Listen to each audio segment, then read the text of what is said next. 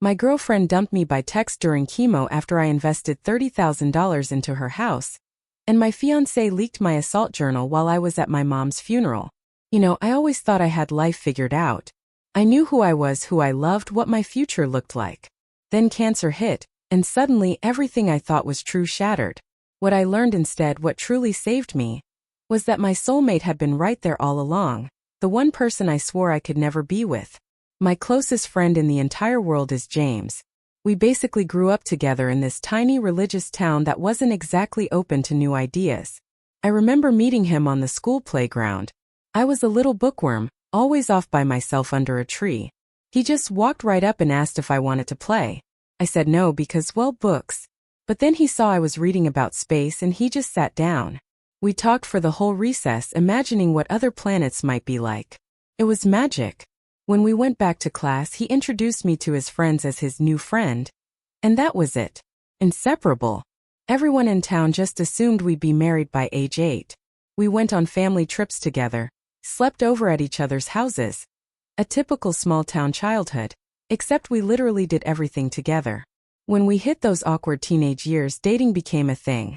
James asked me to the first school dance and I said yes.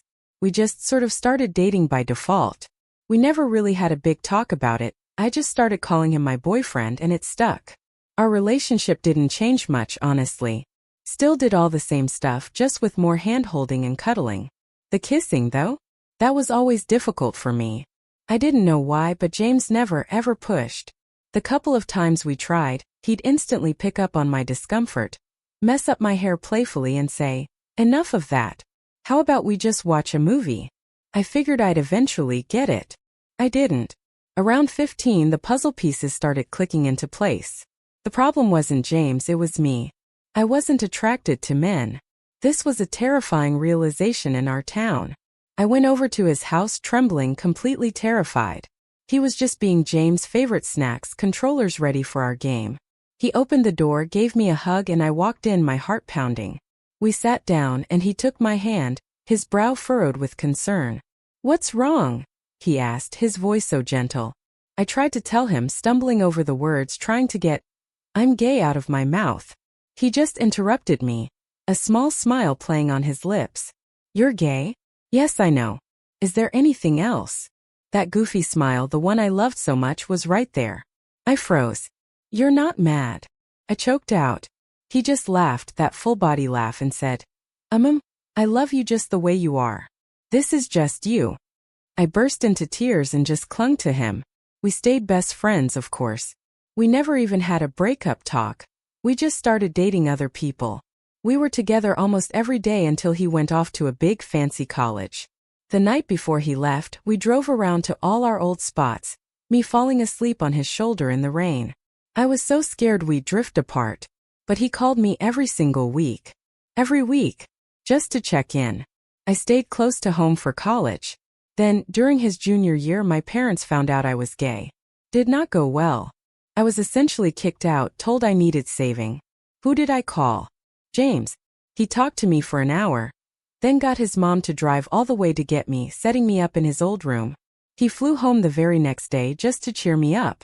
Vintage driving around singing like idiots 2 a.m. junk food runs, it worked. He made me feel human again. Later, my mom told me he'd confronted them. He stood up for me, told them they should be ashamed, that if they'd lose their daughter over this, they were unfit parents. My parents, who worshipped him, were stunned. It worked. My mom still tells that story today, how James saved me. Years passed. He got married. I found a long-term girlfriend. We saw each other less, but our connection was always there. Texting, calls, always catching up when he visited. Then tragedy struck. His wife divorced him. I never liked her. I think she used him for a green card and he was too kind, too good to see it. But he was crushed. He came back home and I saw him a lot more. We got through it together as always. Then my world imploded. At 27, I got the diagnosis, cancer. Decent chance of survival, they said, but treatment had to start immediately. This experience, it changed everything. More than anything else combined. First, everyone was there. Visitors daily, friends, family, everyone. But as weeks stretched into months, it all stopped.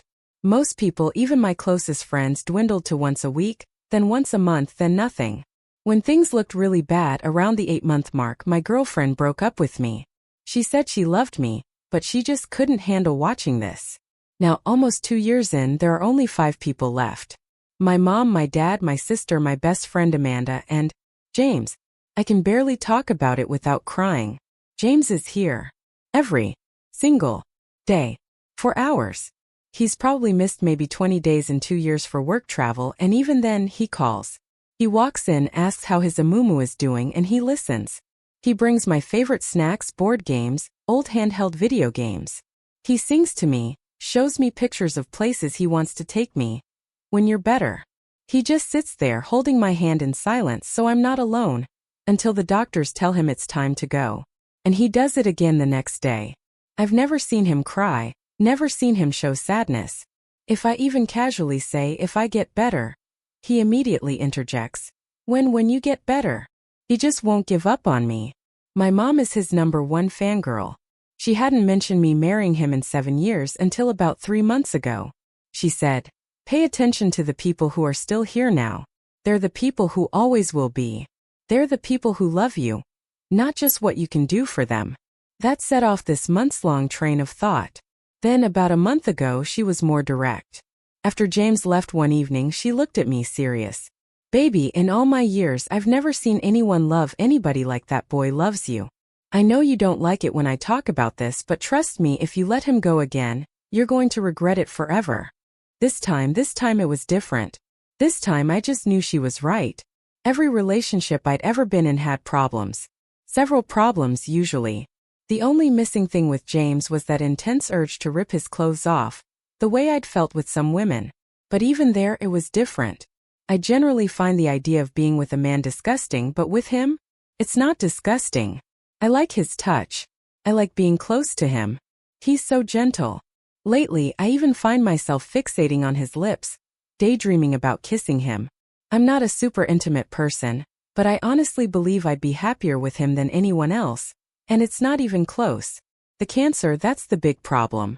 But honestly, I'm not on the fence anymore. If I survive, I want to be with him. And I am getting better. The doctors are hopeful. But do I tell him now? Or wait? I want to tell him so badly. I want him to know how much I love him. Lovers have come and gone for both of us. But every time I close my eyes and think about feeling truly loved, truly understood, truly accepted, it's always his smiling face I see. When I feel warm and safe, it's his arms around me like a perfectly sized, warm blanket. It's his voice saying, don't worry, Amamu, it'll be all right. Or cracking some silly joke. I want him with me by my side forever. Anywhere he is, doing anything, that's where I want to be. I know I need to tell him. But when? How? The timing feels impossible. What if I don't make it and he never knows?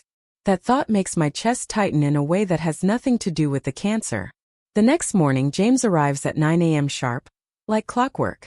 He's carrying a bag from the bakery and wearing that ridiculous superhero t-shirt I got him 5 years ago, hole and all. He pulls out a chocolate croissant, my favorite from before I got sick. I can rarely keep them down these days, but he brings one every Saturday just in case. Morning, Amumu, he says, settling into the chair beside my bed like it's his personal throne. How do you sleep? I watch him unpack. A plain bagel for himself, 2 orange juices, a deck of cards. His movements are so familiar, so practiced after almost 2 years of this routine. He doesn't look at me with pity or sadness. He just looks at me like I'm still me, the girl he met under that tree 20 years ago. Better than usual, I tell him, which is true. I've been sleeping better, though I think it's more about the clarity in my mind than my body. He grins, shuffling the cards. Good, because I'm about to destroy you at rummy. We play 3 rounds. He wins 2, I win 1. I'm pretty sure he let me win, but I don't call him on it. Between hands, he tells me about his week. His coworker who accidentally sent a love email to the whole company. Updates on construction near his apartment. Plans for his mom's birthday.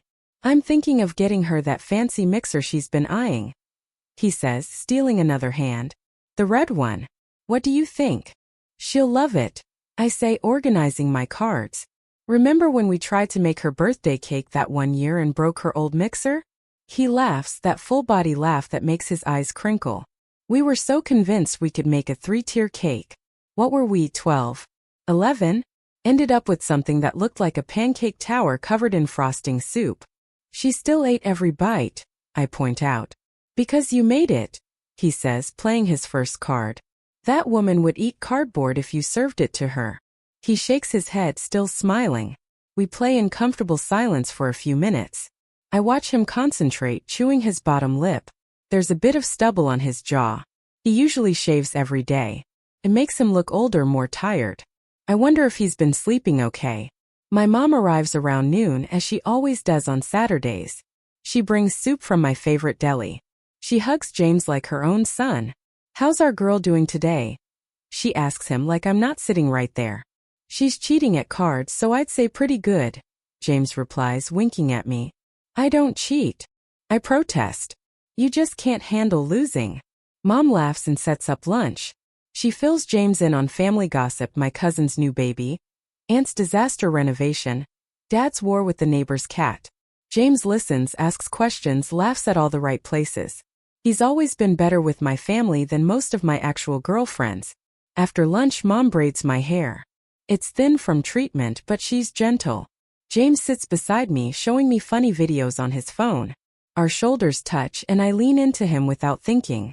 He shifts to make me more comfortable, his arm coming around me naturally.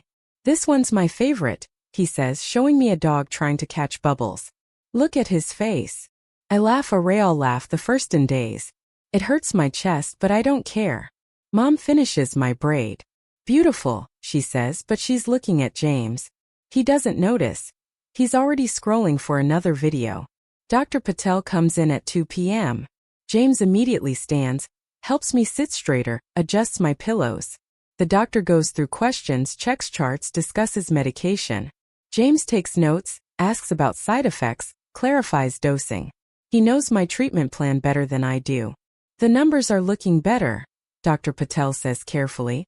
We're seeing positive responses. James squeezes my hand. That's great news. The doctor gives us instructions and leaves.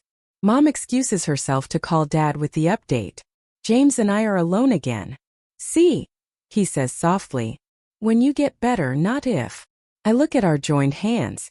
His thumb is rubbing small circles on my skin, probably unconsciously.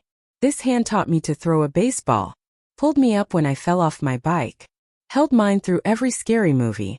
These fingers have wiped away more of my tears than I can count.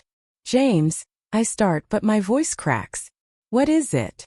He shifts closer, concern flooding his face. Are you in pain? Should I get the nurse? No, I'm okay. I need to ask you something. Anything. Why do you come every day? He looks genuinely confused. What do you mean? I mean, you have a life, a job, other friends, but you're here every single day. Why? He's quiet for a long moment, still holding my hand. When he speaks, his voice is steady, sure. Because this is where I want to be, he says simply. With you. Always with you. My heart does something complicated in my chest. Mom's words echo. I've never seen anyone love anybody like that boy loves you. Even like this? I gesture to myself. The hospital gown, the 4 lines, the general mess I feel I've become. Especially like this, he says firmly. You think any of this changes who you are to me? You're still the girl who taught me the constellations. Still the person who makes me laugh harder than anyone. Still my best friend. Still my. He pauses, swallows. Still my amumu. I'm crying now. Silent tears. He grabs a tissue and gently wipes them away. No crying, he says softly. It's Saturday. Saturdays are for cards and bad jokes and planning all the places we're going when you're out of here. Tell me again, I whisper. Where are we going? His face lights up. Well, first, that beach in Oregon you always wanted to see, the one with all the tide pools. We'll spend hours looking for starfish and those weird purple urchins. Then we'll drive up the coast, stop at every scenic viewpoint, eat too much seafood. Remember that place with 20 different kinds of clam chowder? We're trying them all. I close my eyes, picturing it. What else? Then we'll go camping in the mountains. Real camping. I know you hate bugs, but I'll bring industrial strength repellent. We'll make esmeraldas, tell ghost stories, look at the stars.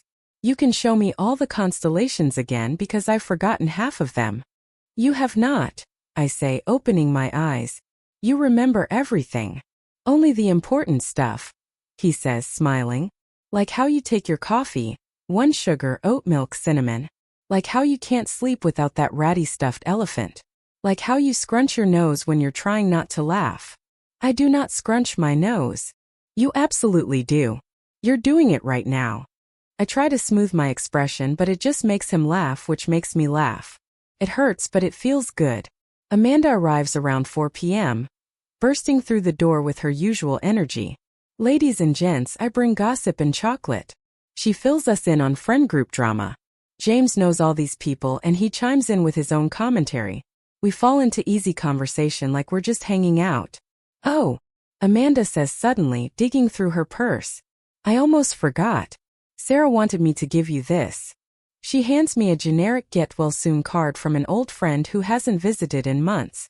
Nothing personal. I try not to let it sting.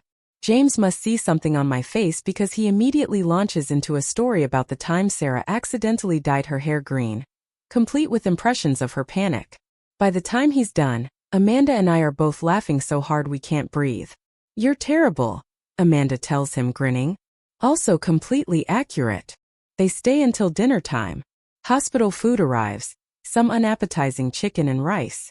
James takes one look and shakes his head. Absolutely not, he declares. Amanda, you stay here. I'm making a food run.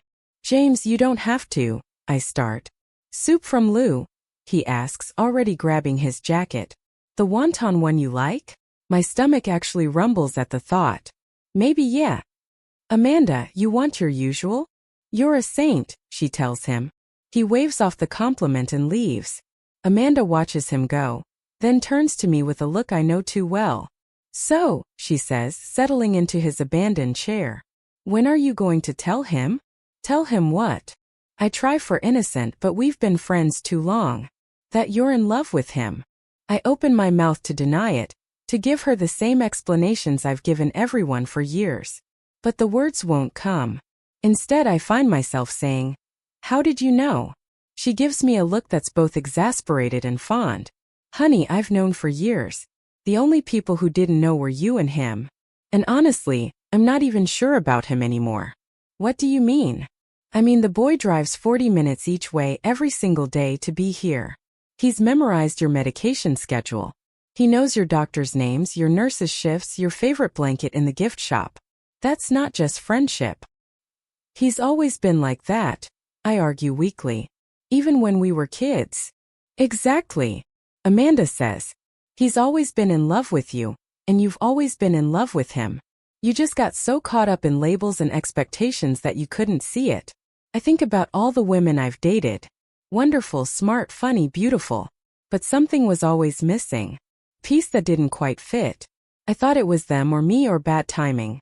But maybe it was simpler. Maybe the missing piece was James. I don't know how to tell him, I admit. What if it ruins everything? What if he doesn't feel the same way? Amanda actually laughs. Are you serious right now? The man just went to 3 different restaurants to find the exact soup you mentioned wanting 2 weeks ago. He doesn't feel the same way? Please. Before I can respond, James returns with bags of food. The smell of wonton soup fills the room.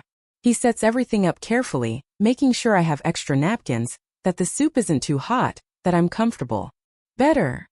He asks after I've managed a few spoonfuls. Much better, I tell him. And I mean more than just the food. The evening stretches on with Amanda's stories. James knows most of her coworkers by name now.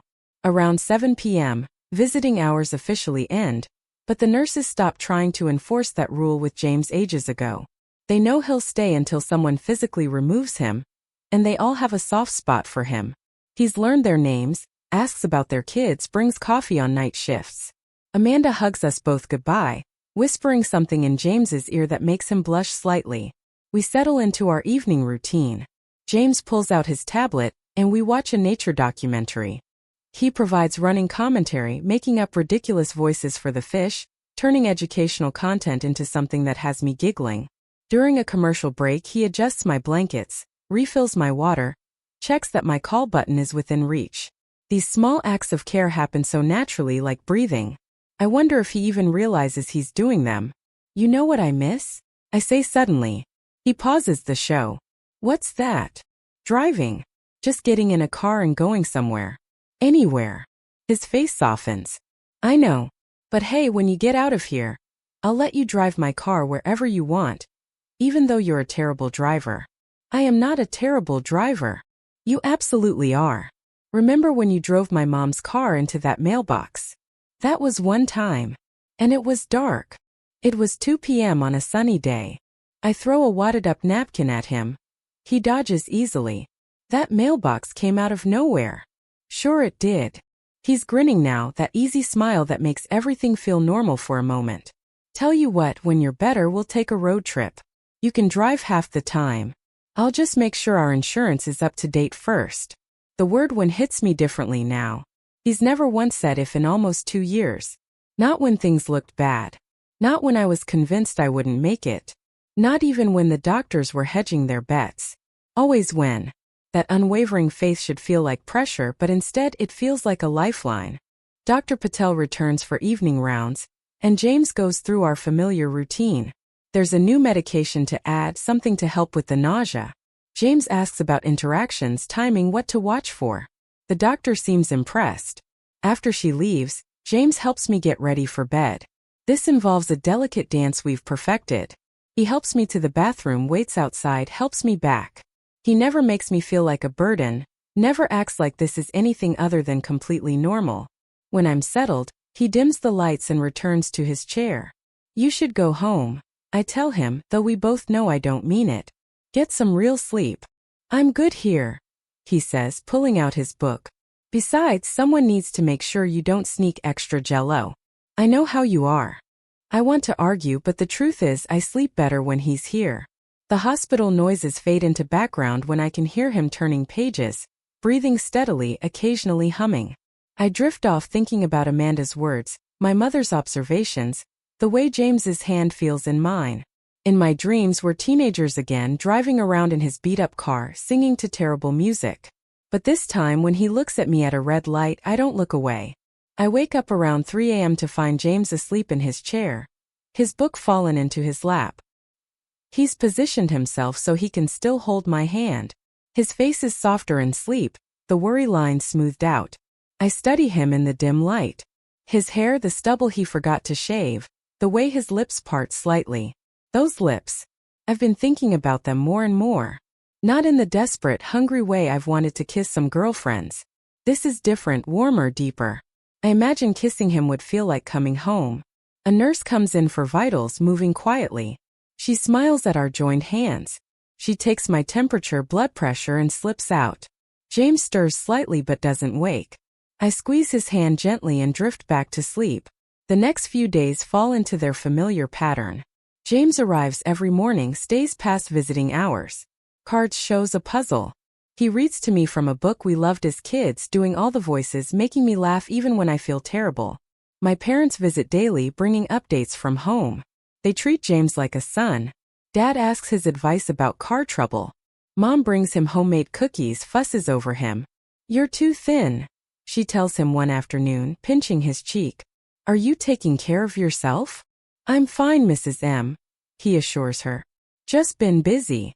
She gives him a look that says she knows exactly why he's been too busy, but doesn't push it. Instead, she insists he take home leftovers. My sister visits, bringing her chaos. She catches James up on her dating life, her job drama. He listens patiently, offers advice, laughs at her terrible jokes. You know, she says one day apropos of nothing, I always thought you two would end up together. The room goes quiet. Heat rises to my cheeks. James clears his throat. We're together now, he says easily, gesturing to the room. Best friends forever, right, Amumu? My sister gives me a look that says she's not buying it, but mercifully changes the subject. The days blur. Routine is mind-numbing but comforting. And through it all, James is there. Always there. One afternoon, about a week after Amanda's visit, I have a particularly bad day. The new medication isn't sitting well. I can't keep anything down. James holds my hair back, rubs my back, doesn't flinch. When I'm finally empty and shaking, he helps me rinse my mouth, gets me settled, calls the nurse. I'm sorry. I whisper, embarrassed. Hey, none of that, he says firmly. Remember when I got food poisoning from that sketchy taco place junior year? You held my hair back for hours, drove me to the ER at 3 a.m., and slept on that terrible waiting room chair just to stay with me. That was different. How? I don't have an answer. Or rather, I do, but I can't say it. That was different because I was already in love with you then. That was different because taking care of you felt as natural as breathing. That was different because even covered in sweat, you were still the most beautiful person I'd ever seen. The nurse comes in with anti-nausea medication. Within an hour, I feel more human. James has been reading quietly, but I can tell he's worried. He keeps glancing over his book. I'm not going to break, I tell him. I know. But he doesn't stop watching.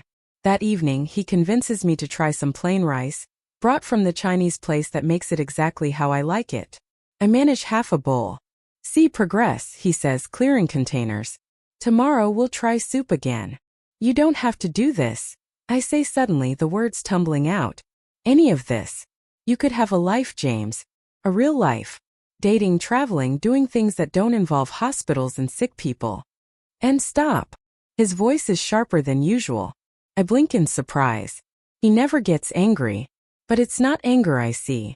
Something else. Intense. Desperate. Just stop, okay? This is my life. This is what I choose. You think I'm here out of some sense of obligation? You think I'd rather be anywhere else? No. He moves closer. Takes both my hands. Listen to me. Really listen. There is nowhere I would rather be than right here with you. Not traveling, not dating, not doing whatever you think a real life looks like. This is real life. You and me together getting through this. That's all I want. That's all I've ever wanted. My heart pounds so hard I'm sure he must hear it. His hands are warm. His eyes intense. For a moment I think he might say more, put words to whatever this is. But then he takes a breath, loosens his grip. The moment passes. Besides, he says, voice lighter now, who else would put up with your terrible taste in TV shows? My taste is excellent. I protest, grateful for the shift, even as part of me mourns the lost moment. You made me watch 6 seasons of that vampire show. You loved that show. I loved making fun of that show. There's a difference. We bicker comfortably, and the tension eases. But something has shifted. That intensity in his eyes, the desperation in his voice. It echoes my mother's words, Amanda's observations. Maybe everyone else has been seeing what I was too scared, too stubborn to acknowledge. The next morning brings good news. My blood work is showing improvement. Dr. Patel is cautiously optimistic, talking about reducing some medications if the trend continues. James takes notes, but I can see the hope beaming on his face. This is good, he says after the doctor leaves. This is really good. It's just blood work, I caution, not wanting to get our hopes too high. It's not just anything, he insists. It's progress. It's your body fighting. It's working. His optimism is infectious. For the first time in months, I let myself imagine actually getting better. Leaving this place. Having a future that extends beyond the next treatment. What's the first thing you want to do when you get out? James asks, reading my thoughts. Honestly, take a real shower. One where I don't have to worry about 4 lines or sitting on a plastic chair. He laughs. Okay, what's the second thing? I think about it. Eat an entire pizza by myself. The really greasy kind from that place on 5th Street. Tony's with the garlic crust. That's the one. Deal. First stop after your epic shower. Tony's Pizza. I'll even let you pick all the toppings. Even pineapple? He makes a face. You're lucky I love you. The words hang in the air. He said them before, of course. We've been saying I love you since we were kids. But somehow, in this moment, in this context, they feel different. Heavier. More significant. Before either of us can address it, my mom arrives with lunch. She takes one look at our faces. I don't know what she sees, and smiles her knowing smile. Good morning, you two. James, I brought extra sandwiches. Don't even try to tell me you're not hungry. The moment passes, but his words echo in my mind. You're lucky I love you. Such a simple phrase. So why does it suddenly feel like a confession? The afternoon brings a surprise visitor. My ex-girlfriend, Melissa. She shows up looking uncomfortable, carrying a small potted plant. She was the one who left after 8 months, who couldn't handle watching this. I haven't seen her since. James immediately excuses himself, saying he needs coffee, but I know he's giving us privacy. He squeezes my shoulder as he passes, a silent reminder he's close by. "Hi," Melissa says awkwardly. "I know I'm probably the last person you want to see." "You're here," I say, which isn't really an answer. She sets the plant on the table, fidgets with her purse strap. "I heard you were doing better. I wanted to, I don't know, apologize, I guess." "For what?" "For leaving. For not being strong enough. For being a terrible girlfriend when you needed me most." I study her. This woman I once thought I loved. She's still beautiful. Still has that nervous habit of tucking her hair behind her ear. But looking at her now, I feel nothing. No anger, no longing, no regret. Just a distant acknowledgement. "You weren't terrible," I say finally. "You were human. This is hard. I don't blame you for not being able to handle it, but he can," she says, meaning James. "He's been here every day. Stacy told me. Every single day for almost 2 years." She leans in. "You know he's in love with you, right?" The words hit me like a physical blow. "We're friends. Best friends." She actually laughs, but it's not unkind. "Oh honey, nobody is that good a friend. Trust me, the way he looks at you. I used to be so jealous of him. Even when we were together, I knew I was competing with a ghost. You might be gay, but your heart, that's always belonged to him." She doesn't stay long. We make small talk. When she leaves, I feel relieved. Not because she hurt me, but because her visit has forced me to confront what I've been dancing around. James returns with 2 cups of coffee, even though I'm not supposed to have caffeine. "Decaf," he says, handing me one. "But don't tell the nurses." "How did you know she was gone?" He shrugs.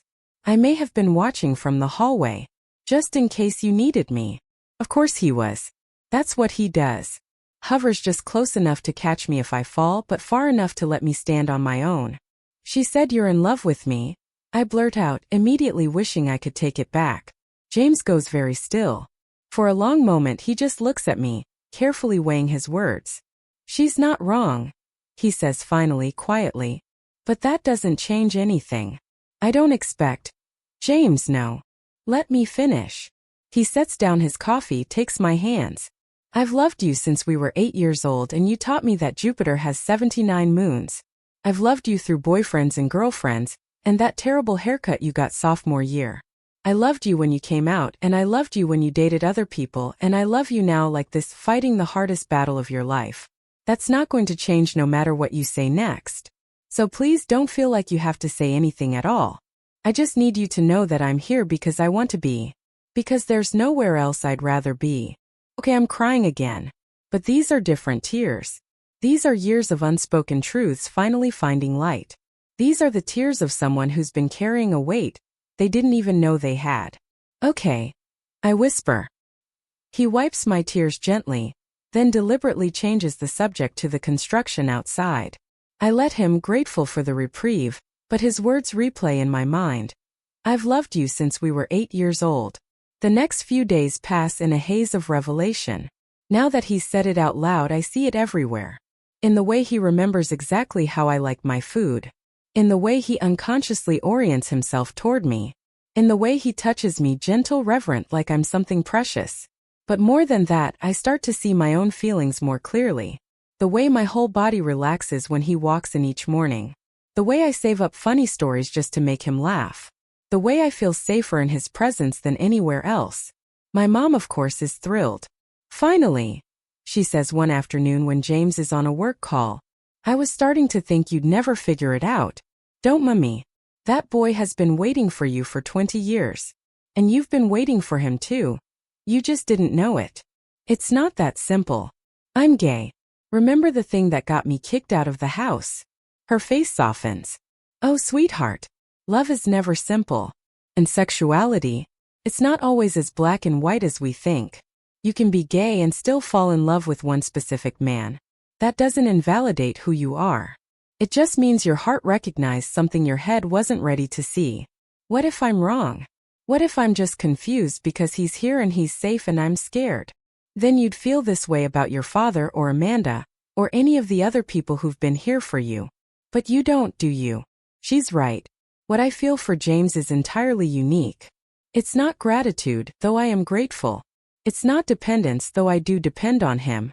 It's something deeper, something that predates the cancer, predates our adult lives, goes all the way back to two kids talking about planets under a tree. That night, James falls asleep in his chair again, his hand in mine. I watch him sleep and try to imagine my life without him. The thought makes my chest tight. I think about all the women I've dated, all the relationships that felt like work. With James, I've never had to be anything but exactly who I am. Even when who I am has changed, from his girlfriend to his gay best friend to his sick friend, he's never asked me to be anything else. He's just adjusted his love to fit whatever shape I needed it to be. The next morning, I find him already awake, reading quietly. The morning light catches his profile, and I'm struck by how beautiful he is. Not in the way I usually notice women, but different. The beauty of familiarity, of safety, of home. "Morning, Amumu," he says, noticing I'm awake. "How do you sleep?" "Good," I say. And mean it. "James?" "Yeah. Thank you for what you said yesterday. For all of it." He smiles, that soft smile that's just for me. Always. And I know he means it. It's not a question or a promise. It's just a fact as simple and true as gravity. The following week brings a shift in my treatment plan. Dr. Patel wants to try a new combination of medications, more aggressive, but with better long-term outcomes. James takes notes, but I catch him clenching his jaw when she mentions side effects. He waits until she leaves before asking how I feel. I tell him I'm scared, but willing to try anything. He nods, squeezes my hand, and starts researching the new substances on his phone. Within an hour, he's compiled questions for tomorrow's rounds and found 3 medical studies. The new medications hit hard. The first dose leaves me dizzy. James catches me, guides me back to bed. He doesn't comment on my trembling or clammy skin. He just adjusts the fan, brings ice chips, and starts reading from our book in a low, soothing voice. By the 3rd day, the side effects have mostly settled, but I'm weaker. Simple things like brushing my teeth exhaust me. James helps without making it feel like help. He hands me things before I ask, supports my elbow, making it all seem like part of our normal routine. Amanda visits, bringing brownies I can't eat. She updates us on her dating disasters. James does an impression of a guy who showed up to a date in a full Renaissance fair costume, and even through my exhaustion I laugh. After Amanda leaves, James helps me into a wheelchair for my daily trip around the ward. He pushes me past the pediatric wing where he always waves at the kids, past the terrible abstract art we've named. "That one's definitely a giraffe eating spaghetti," he says. "It's obviously a map of the subway system after an earthquake," I counter. "You're both wrong," says a voice behind us. It's clearly my mother-in-law's hairdo after a windstorm. We turn to see an elderly man with a walker, Walter, grinning at us. James immediately strikes up a conversation. Learns Walter is a retired mechanic, married 62 years. "What's the secret?" James asks, genuinely curious. Walter looks at me, then at James, then back at me. "Find someone who shows up," he says simply. "Everything else is just details." James wheels me back in thoughtful silence. I want to say something about Walter's words about how James is the definition of showing up, but my throat feels tight. That night, I have a bad reaction to the new medication. I wake up at 2 a.m. heart racing, unable to breathe. James is on his feet before I can reach for the call button, checking my pulse, talking in that calm voice he uses when he doesn't want me to know he's worried. The night nurse comes quickly. They adjust my give me something to slow my heart rate. Through it all, James holds my hand, counts breaths with me, tells me stories about the summer we tried to build a treehouse. By morning, I'm stable but shaken. Dr. Patel decides to reduce the dosage. James asks about alternative protocols, mentions the studies he found. The doctor seems impressed, tells him he should consider healthcare as a career. "I've got the only job I need," James says, not looking away from me. My parents arrive. Mom shows us pictures of my cousin's new baby. Dad mentions the neighbor's cat finally stopped digging up his garden. "Brilliant," James says. Redirect instead of restrict. You should write a gardening blog. Dad blushes, starts telling James about next season's vegetables. They discuss tomato varieties while Mom and I exchange amused looks. This is what life could be like, I think. Simple conversations about gardens and babies. Ordinary things. The thought hits me suddenly. I want this life. Not just any life, but this specific one with these specific people. With James discussing fertilizer with my father, and Mom sneaking him cookies. With Amanda's chaotic energy and Walter's wise smiles. But more than anything, I want the life where James is always there. Not visiting, not helping, just there. Existing in the same space, sharing the same air, building the same future. My sister arrives after lunch, full of drama about her job. James laughs so hard he nearly falls off his chair. You should quit, he tells her. Life's too short for bosses who literally let you fall. Easy for you to say, she shoots back. Some of us don't have trust funds. Neither do I, James says mildly. I just have priorities. My sister looks between us, seems about to say something, then changes her mind. She launches into a story about a custody battle over a houseplant. The afternoon brings physical therapy. My cheerful therapist, Chris, has me doing exercises that feel impossible. James counts reps, makes stupid jokes, holds my feet. You'd make a good PT assistant, Chris tells him. I'm already employed, James says, helping me sit up. Full-time position. Excellent benefits. Chris looks confused, but I understand. The benefit is me. The benefit is us. The benefit is whatever this is that we've built in this hospital room. That evening after dinner, soup again, but from a new place James found. We work on the 1,000-piece Northern Lights puzzle. We're maybe halfway done. This might be sky, I say, holding up a piece that's mostly dark blue. Or water, James suggests. Or that weird part where the lights reflect off the snow. I hate this puzzle. No, you don't. He's right. I don't hate it. I love that we've spent hours on something so pointless, so normal. I love that he celebrates a corner piece like we've won the lottery. I love that he's terrible at puzzles but keeps trying because I enjoy them. My hands shake as I try to fit a piece, and he studies them with his own. For a moment we both freeze, his hands covering mine, the puzzle piece suspended between us. Everything else fades away. I think it goes here, he says softly, guiding our joined hands to a spot near the edge. The piece clicks into place. Perfect, I whisper.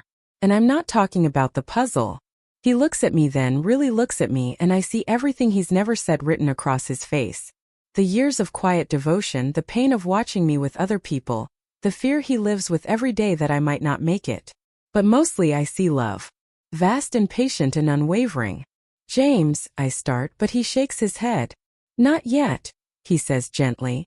When you're better, when you're out of here, tell me then. I want to argue. Want to tell him I might not get that chance. But I see the plea in his eyes. He needs to believe I'll get better. He needs that future to hold on to. So I nod, file away all the words I want to say, and we go back to the puzzle. The next morning brings more good news. My blood work shows continued improvement. Dr. Patel actually smiles. Says we might be able to start talking about discharge planning if the trend continues for a few more weeks. James grips my hand so tight it almost hurts. See, he says, voice thick with emotion. I told you when, not if. Mom cries when we tell her. Dad has to leave the room, wiping his eyes in the hallway. My sister brings balloons that say get well soon, which feels both premature and perfect. Amanda brings champagne she can't open in the hospital and promises we'll drink it together soon. But the best part is watching James. He doesn't cry or make grand declarations. He just sits beside me holding my hand, a smile so wide it must hurt his face. He starts making lists on his phone. Things we'll do, places we'll go, foods I'll want to eat. Practical, concrete plans for a future he's never stopped believing in. That night, he falls asleep in his chair again. But this time his head is on my bed, face turned toward me. I run my fingers through his hair. Gentle enough not to wake him. It's soft, needs a cut. Has more gray than it did 2 years ago. I did that to him, I think. The stress of watching me fight this battle has aged him. But he's never complained, never wavered, never been anything but grateful to be here. I think about Walter's words. Find someone who shows up. My mom saying she's never seen anyone love anyone like James loves me. Melissa saying my heart has always belonged to him. Amanda asking when I'm going to tell him I'm in love with him. The answer is soon. As soon as I'm out of here. As soon as I can tell him without the weight of mortality hanging over us. As soon as I can kiss him without wondering if it's our last. As soon as I can promise him forever and actually mean it. The next few days pass in a blur of continued improvement. The new protocol is working. I'm keeping food down. My energy is better. The pain is manageable. James documents everything in a notebook, shows me graphs of my blood counts, charts of medication schedules. You're such a nerd. I tell him, smiling. You're a nerd, he says without thinking, then blushes. I know what you mean, I say softly. Dr. Patel officially starts discharge planning. Meetings with social workers, nutritionists, home health coordinators. James attends everyone, takes notes, asks questions. He's already researching outpatient facilities, making lists of what I'll need at home, planning modifications. You don't even know where I'll be staying, I point out. He gives me a look like I'm being deliberately obtuse. With me, obviously. I've got the spare room all set up, unless you'd rather stay with your parents. I think about his apartment, the one I've spent countless hours in over the years. The way the morning light comes through the kitchen window. The terrible couch we bought at a yard sale. The spare room that used to be his office, now a guest room specifically for when I visit. With you, I say. If that's okay. It's more than okay, he says quietly. It's exactly right. Mom predictably is thrilled. She pulls James aside for a conversation about making sure I take my medications and eat enough. He nods seriously, promises to follow every instruction. The discharge date is set for next Friday. Feels surreal. James seems to sense my anxiety, distracts me with increasingly elaborate plans for my first week of freedom. Monday we'll go to the park just for an hour, sit in the sun, watch the dogs play. Tuesday we'll drive to that ice cream place you love. The one with 47 flavors. Wednesday, I interrupt. I'll probably need to sleep for 16 hours. Then that's what we'll do, he says easily. I'll sleep too. We'll make it a whole thing. I laugh, but there's something profound about the way he says we. Not you'll rest while I do other things. We. Together. Always together. The final week in the hospital passes slowly and quickly. More tests, final consultations. James coordinates everything like a professional. He's taken time off work, though he tries to downplay it. It's just a few weeks, he says. Until you're settled. But I know better. His boss called, and I overheard him saying James could take as much time as he needed. Family comes first, his boss had said, and James hadn't corrected him about our relationship status. Wednesday night, 48 hours before discharge, I can't sleep. The reality of leaving, of starting the next phase, feels overwhelming. James is awake too, reading in his chair. Scared? He asks without looking up. Terrified, I admit. He sets down his book, moves to sit on the edge of my bed. Me too, he says. But the good kind of scared. The kind where something amazing is about to happen. What if I'm not ready? What if something goes wrong? Then we'll handle it, he says simply. Together. Like we always do. I think about all the things I want to tell him, all the words I've been saving for when I'm better. But looking at him now, with his messy hair and tired eyes and absolute certainty that we'll be okay, I realize he already knows. Maybe he's always known. Thursday is a whirlwind of final preparations. My parents bring clothes. Amanda brings a care package. My sister brings a plant she promises is impossible to kill. James spends the day making my room at his apartment perfect. He texts me pictures, new sheets, a reading lamp, a small TV. He's thought of everything, even a bell I can ring if I need him. A bell? Really? Would you prefer an air horn? That night, my last in the hospital, we have a small celebration. The nurses bring cake. Walter stops by to wish me well. He shakes James's hand. Take good care of her. Always, James says, and Walter nods. After everyone leaves, James and I sit together in the quiet room that's been our whole world for almost 2 years. Tomorrow everything changes. Tomorrow we start the next chapter. Thank you, I say, needing him to hear it. For all of this. For staying. For believing. Stop, he says gently. You don't have to thank me for loving you. That's like thanking me for breathing. The words sit between us. Simple and true. Tomorrow I'll leave this place. Next week I'll start outpatient treatment. Next month I'll hopefully be even stronger. And someday soon, when the time is right, I'll tell James everything that's in my heart. But tonight, sitting here with his hand in mine, I think maybe he already knows. Maybe he's always known. Maybe that's what love is. Not the words we say, but the showing up day after day until showing up is just another word for breathing. Discharge day, 10 a.m. Dr. Patel gives final instructions, hugs us both. I never want to see you again, she smiles, except in the grocery store. The nurses cry, take pictures, make us promise to send updates. Walter waves from his doorway, calls out that he expects a wedding invitation. James pushes my wheelchair through the hospital doors, and I breathe fresh air for the first time in weeks. The sun is shining, birds are singing. The world looks impossibly bright and full of promise. Ready? James asks, helping me into his car. I look at him. This man who's loved me since we were 8, who's shown up every single day, who's never asked for anything but the chance to keep showing up. And 2 years later, everything has indeed changed. That same resilience I learned in the hospital, that understanding of who truly matters, it's shaped every part of my life since. I documented everything, every bit of the journey, every lesson learned.